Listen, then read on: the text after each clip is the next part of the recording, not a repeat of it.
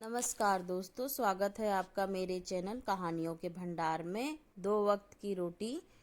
शकुंतला देवी ने अपने बहू निधि से कहा, बहू तुम कपड़े धो रही हो तो मेरे कपड़े भी धो देती। मशीन में बहुत अच्छे से धुल जाते हैं, ठंड में मेरे हाथ सूज जाते हैं। इतना सुनते ही बहू गुस्से में लाल पीली हो गई। बुढ़िया, तेरी यह मजाल, तू मुझे अपने कपड़े धोने को बोलेगी? तेरी नौकर हूँ क्या? इतने में बहू सास के बाल पकड़कर जोर जोर से खींचकर धक्का देती है। शकुंतला देवी का सर दीवार से जा टकराया। वह दर्द से कहराती हुई जैसे तैसे दीवार का सहारा लेकर अपने कमरे में चली गई। अपने बिस्तर पर बदहवास होकर गिर पड़ी। बिस्तर पर पड़े कब उनकी आंख लग गई उन्हें पता ही नहीं चला। 2 घंटे बाद उनकी आंखें खुली तो उनके मस्तक सूज गया था। उन्हें बहुत दर्द हो रहा था और बहुत तेज भूख लग रही थी। वह उठकर धीरे धीरे चलकर बहू के पास आई और बोली, बहू, मुझे बहुत भूख लगी है, थोड़ा खाना दे दो। कल रात से कुछ नहीं खाया, बहुत कमजोरी लग रही है।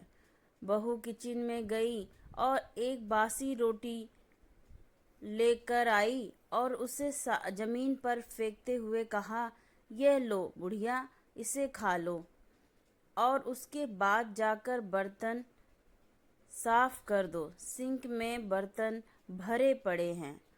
शकुंतला देवी को भूख इतनी तेज लग रही थी कि अभी उन्हें जो भी मिले वह खा लेती। जल्दी से उन्होंने रोटी का टुकड़ा जमीन से उठाया और अपने कमरे में लेकर चली गईं।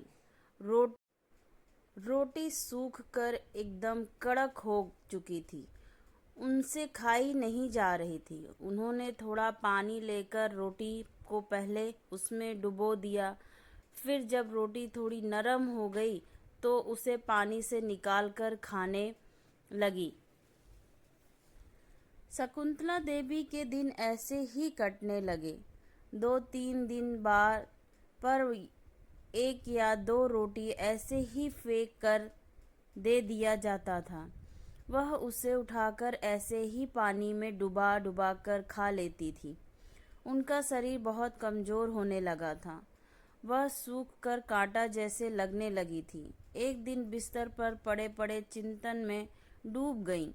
उनकी बहू उनके साथ ऐसा व्यवहार करेगी, इसकी कल्पना भी उन्होंने नहीं की थी। पति के देहांत को अभी 3 महीने ही हुए थे। अभी तो मैं पति के जाने के गम से बाहर ही नहीं आई थी।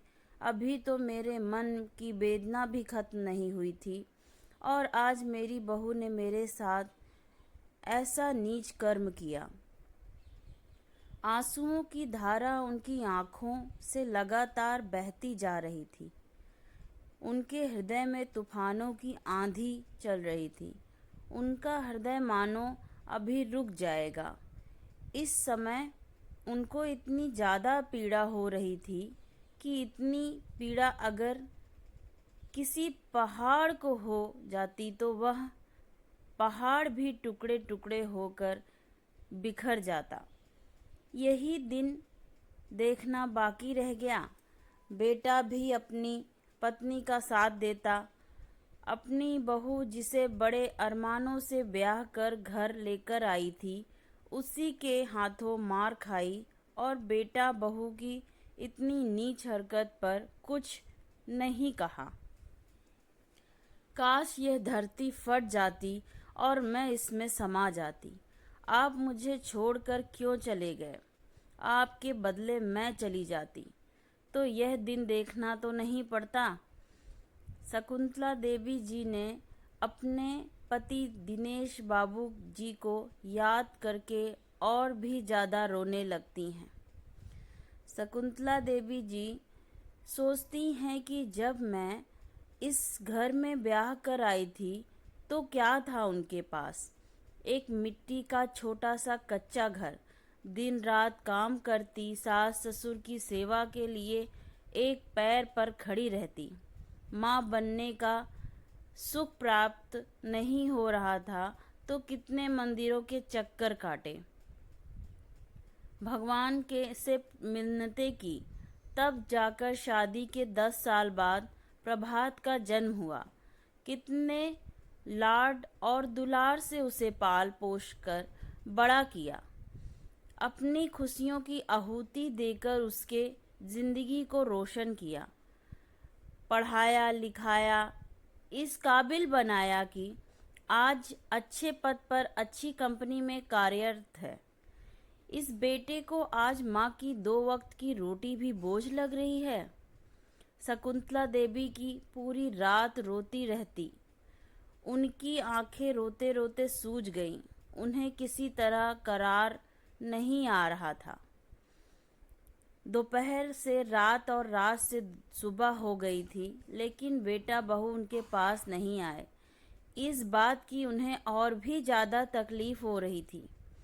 उन्होंने अपने आंसू पोंछे और खड़ी हुई। एक बैग लिया, उसमें उन्होंने अपने कुछ कपड़े रखे, जमीन और घर के कागजात रखे, जितना भी गहना उनके पास था अपने बैग में रखे और अपने घर से निकल पड़ी। जब घर से बैग लेकर जा रही थी तो बेटे और बहू ने उन्हें रोकने की कोशिश तक नहीं की। शकुंतला देवी जी घर से सामान लेकर निकल तो चुकी थी, परंतु उनके हृदय में अनेक प्रकार की दुविधा ने जन्म ले लिया था, क्योंकि जब से शकुंतला देवी जी इस घर में बहू बनकर आई थी, तब से कभी भी ऐसे सामान के साथ में मायके नहीं गई थी। ससुराल की जिम्मेदारियां ने शकुंतला देवी जी को इस कदर बांध दिया था, कभी ऐसी नौबत ही नहीं आई कि सामान लेकर मायके जाना पड़े।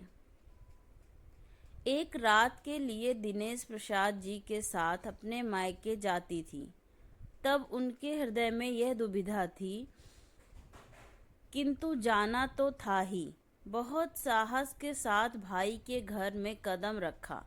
भाई ने दरवाजा खोला। उनके भाई गोपाल जी जो पेशे से वकील थे, शकुंतला देवी जी को देखा तो चौंक गए और कहने लगे, अरे शकुंतला, ऐसी अचानक कैसे आना हुआ?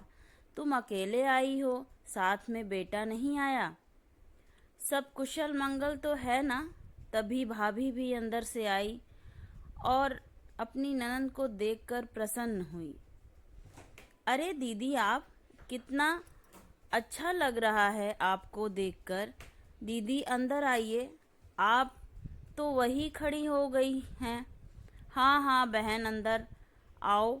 शकुंतला देवी जी ने अपना सामान एक तरफ रखा और वहीं सोफे पर बैठ गई। भाभी ने शकुंतला देवी जी को पानी पिलाया, फिर उनके लिए खाना लेने चली गई। शकुंतला देवी जी के चेहरे पर परेशानी का साया था, जो कि साफ साफ दिखाई पड़ रहा था। भाई ने पूछा, शकुंतला क्या बात है? मैंने तुम्हें कभी ऐसे आते हुए नहीं देखा और ना ही कभी तुम इतने सामान के साथ आई हो। सब कुशल मंगल तो है ना? कोई बात तो नहीं है ना? शकुंतला देवी जी के भाई गोपाल जी ने विचार पूर्वक प्रश्न किया। नहीं नहीं भाई, ऐसी कोई बात नहीं है। तुम तो जानते हो दिनेश जी के जाने के बाद मैं किसी तरह से संभली हूँ। उनके रहते किसी भी दिन घर में मायूसी नहीं रही। जब देखो कुछ न कुछ करते ही रहते थे, तो मन लगा रहता था। किंतु अब तो जैसे घर में मातम पसरा रहता है। काम तो सारे हो जाते हैं, किंतु बात नहीं जो दिनेश जी के रहते थे। इसलिए कुछ दिन यहाँ रहने आई हूँ। शकुंतला देवी जी ने दुखी मन से उत्तर दिया। हाँ बहन, अच्छा किया। तुम्हारा घर है, जितने दिन रहना है रहो। तभी भाभी खाना लेकर आ जाती हैं।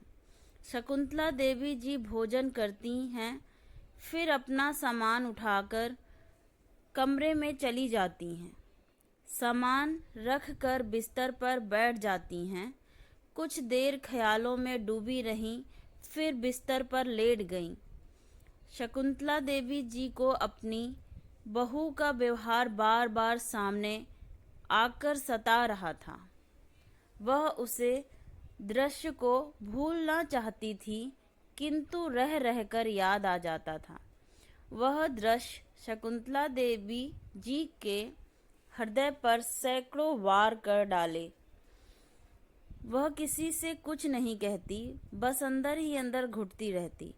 आंखों से आंसू भी बहने लगता तो साफ करती रहती। नींद भी उड़ गई थी। जबरदस्ती आंखें बंद करती, फिर खोल लेती, फिर आधी रात में जाकर नींद आई। अगली सुबह उठकर नाश्ता करके शकुंतला देवी ने सोचा कि आज शायद बेटा बहू पोता पोती तो आएंगे मुझे लेने। वह प्रतीक्षा में थी कि कोई आएगा तो चली जाऊंगी। शकुंतला देवी जी दरवाजे की ओर देखती रही और देखते देखते शाम का समय आ गया। शकुंतला देवी जी दरवाजे की ओर देखते, फिर कुछ सोचकर कह रह जाती, अब रात का समय हो गया। भोजन करके फिर से अपनी बिस्तर पर लेट गई और सोच में डूब गई। सोचते सोचते नींद में खो गई। सुबह सवेरे जागी तो सोचा आज मैं चली जाऊंगी। ऐसे ही 15 दिन बीत चुके थे। सब यही सोचते बुढ़िया गई बला टली। बुढ़िया चली जाएगी कहाँ? अपने भाई के घर जाकर बैठी होगी। कुछ दिन बाद खुद ही लौट कर वापस आ जाएगी। और रही बात जमीन जायदाद की, तो माँ है हमारी, लेकर कहाँ जाएगी? सब हमारा ही तो है, हमारे नाम करेगी। उधर शकुंतला जी के लिए भाई गोपाल जी को उनके लिए चिंता सताने लगी। गोपाल जी ने अपनी पत्नी से भी इस बारे में बात की। भाभी भी चिंता व्यक्त करने लगी। गोपाल जी बहुत ही सज्जन व्यक्ति थे। एक दिन उन्होंने शकुंतला जी से पूछा, आखिर बात क्या है? अपने भाई को नहीं बताओगी तो फिर मैं तुम्हारी परेशानी कैसे दूर करूंगा? मुझे पता है जरूर अंदर ही अंदर तुम घुट रही हो। शकुंतला देवी जी अपने भाई के कंधे पर सर रखकर रोने लग गई और उन्हें सारी बात बताई। गोपाल जी ने अपनी बहन को सांत्वना देते हुए कहा, जब तेरा भाई जिंदा है तो तू किस बात की फिक्र करती है? भाई ने शकुंतला देवी जी को ठठास बंधाया। शकुंतला देवी जी ने घर और जमीन के कागजात अपने भाई को दिखाया। कुछ दिन बाद भाई ने घर और जमीन बेचने की कागजी कार्रवाई पूरी करवाई। घर और जमीन किसी बिल्डर को बेच दिया, जहां पर वह फ्लैट बनवाने वाले थे। घर और जमीन बेचकर जो पैसे आए उससे उन्होंने अपने घर के पास दिए छोटा सा घर शकुंतला देवी के नाम से खरीद ली और बाकी के पैसे बैंक में शकुंतला देवी के नाम जमा करवा दी, जो उनके मरने के बाद पास के ही एक वृद्धा आश्रम को दे दी जाएगी। बेटे बहू को कोर्ट के तरफ से घर खाली करने का नोटिस भिजवा दिया गया। नोटिस मिलते ही बेटे बहू के पैर के नीचे से जमीन खिसक गई। उनके चेहरे की हवाइयां उड़ गईं। भागते भागते बेटा बहू अपनी माँ के पास पहुंचे। आखिरकार माँ के पैरों में गिर पड़े। माँ, हमें माफ कर दीजिए, हमारे साथ ऐसा मत करिए।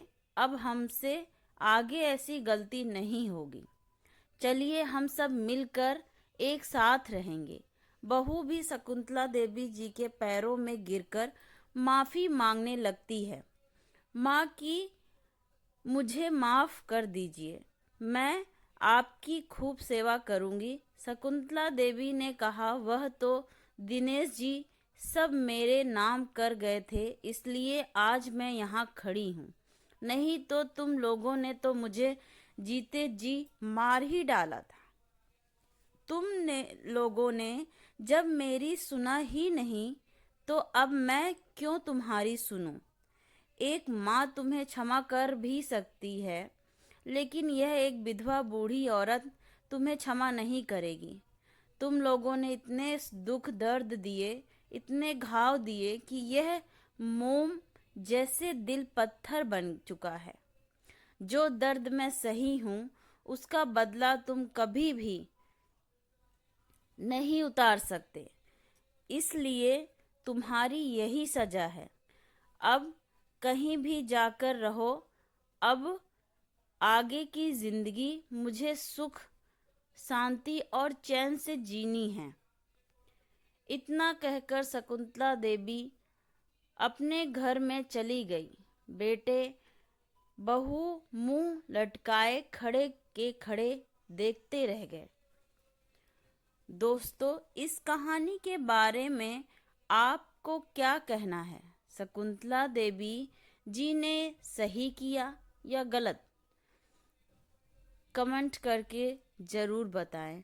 और दोस्तों, उम्मीद करती हूँ आपको मेरी यह कहानी पसंद आई होगी। कहानी पसंद आई तो वीडियो को लाइक करें।